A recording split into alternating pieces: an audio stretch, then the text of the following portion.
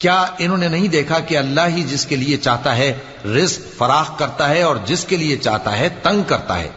بے شک اس میں ایمان لانے والوں کے لیے نشانیاں ہیں۔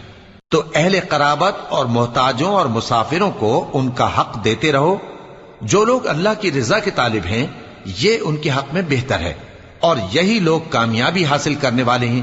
اور جو سود تم دیتے ہو کہ وہ لوگوں کے مال میں بڑھے تو اللہ کے نزدیک تو وہ بڑھتا بھی نہیں، اور جو تم زکوٰۃ دیتے ہو اللہ کی رضامندی طلب کرتے ہوئے تو وہ موجب برکت ہے، اور ایسے ہی لوگ اپنے مال کو کئی گنا کرنے والے ہیں۔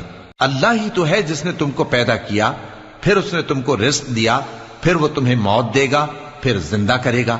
بھلا تمہارے بنائے ہوئے شریکوں میں بھی کوئی ایسا ہے جو ان کاموں میں سے کچھ کر سکے؟ وہ پاک ہے اور اس کی شان ان کے شریکوں سے بلند ہے۔ خشکی اور تری میں لوگوں کے اعمال کے سبب